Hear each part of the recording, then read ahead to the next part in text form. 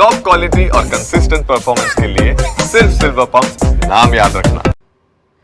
નમસ્કાર, સમાચાર સાથે હું છું હિના। બુલેટિનની શરૂઆત કરી સુરતથી સમાચાર મળી રહ્યા છે। ભાજપના ધારાસભ્ય અરવિંદ રાણાનો મોટો ઘટસ્ફોટ। આરટીઆઈ ખંડણી વસૂલવાનું હથિયાર હોવાનો અરવિંદ રાણાએ દાવો કર્યો છે। આરટીઆઈ કરીને ખંડણી વસૂલતા 18 લોકોના નામ જાહેર કર્યા। સેન્ટ્રલ ઝોનમાં 18 લોકો દ્વારા 10,590 ખાનગી મિલકતોની માહિતી માંગી છે। જાહેર સંકલન બેઠકમાં ચોંકાવનારા આંકડા જાહેર કરી દીધા। આરટીઆઈના આંકડા અને 18 વ્યક્તિની વિગતો રજૂ કરી।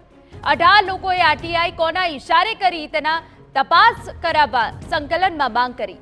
લેખિતમાં પાલિકા કમિશનરને પણ પત્ર લખી રજૂઆત કરી છે। ઉપરાંત લાલગેટ પોલીસે પણ પત્ર લખી માહિતી આપી છે। તાત્કાલિક ધોરણે તપાસ કરવાની માંગ પણ અરવિંદ રાણા કરી રહ્યા છે।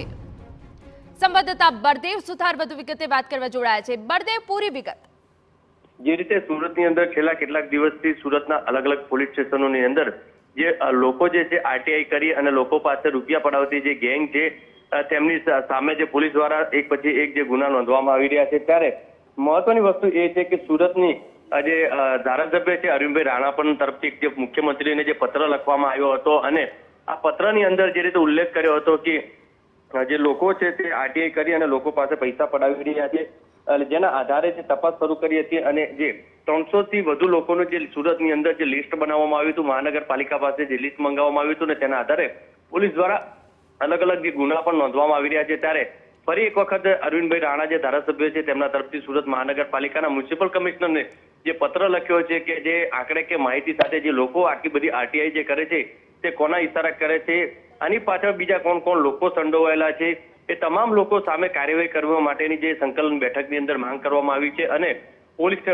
અપીલ કરવામાં આવી છે કે વધુને વધુ તપાસ કરી અને આવા લોકો સામે કડકમાં કડક કાર્યવાહી થાય તે માટેની રજૂઆત કરવામાં આવી છે। બિલકુલ બળદેવ, ભાજપના ધારાસભ્ય અરવિંદ રાણા ખુદ જોડાઈ ગયા છે ટેલિફોનિક વાતચીતમાં। અરવિંદભાઈ, આપે ખૂબ મોટો દાવો કર્યો છે કે આરટીઆઈ ખંડણી વસૂલવાનું હથિયાર છે। ગઈકાલે સુરત મહાનગરપાલિકાની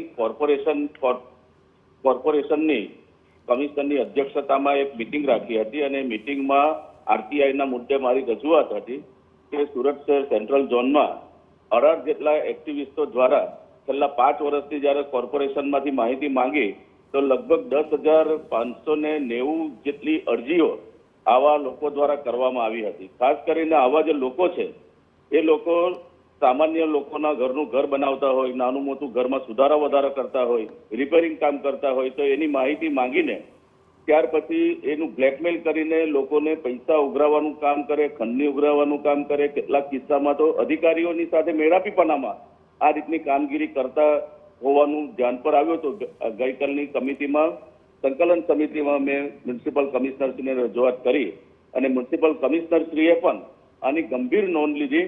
એકચ્યુઅલી તો આ આંકડા જોઈને જે ચોંકી ઉઠ્યા હતા અને એમને ગંભીર નોંધ લઈને અધિકારીઓને સૂચના આપી છે કે હવે સેન્ટ્રલ ઝોન સિવાય દરેક ઝોનમાં છેલ્લા 5 વર્ષમાં આવા આરટીઆઈ એક્ટિવિસ્ટો દ્વારા કેટલીઓ અરજી કરવામાં આવી છે તેની માહિતી મેળવવામાં આવે અને તમામ ઓનલાઈન પોર્ટલ ઉપર ચલાવવામાં આવે।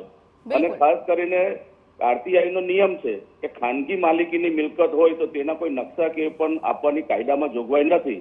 તો એ સંજોગોમાં જે ખાનગી માલિકીની મિલકત હોય અને એ અંગે કોઈ આરટીઆઈ કરવામાં આવે, આરટીઆઈ થી માંગણી કરવામાં આવે તો એ ખાનગી મિલકતના માલિકને એની જાણ કરવામાં આવે કે તમારી મિલકતની માહિતી આ વ્યક્તિએ માંગી છે તો એ તમે આપવા માંગો છો કે કેમ। જો એ આપવા માંગવાનો ઇનકાર કરે તો એ માહિતી આપી શકાતી નથી, એવી કાયદામાં સ્પષ્ટ જોગવાઈ છે। તો એનો અમલ કરવાની અને એની જવાબદારી અને એક ગાઈડલાઈન તૈયાર કરવાની જવાબદારી સુરત મ્યુનિસિપલ કોર્પોરેશનના ડેપ્યુટી કમિશનરશ્રીને આપવામાં આવી છે। બિલકુલ, આભાર અરવિંદભાઈ અમારી સાથે વાત કરવા બદલ।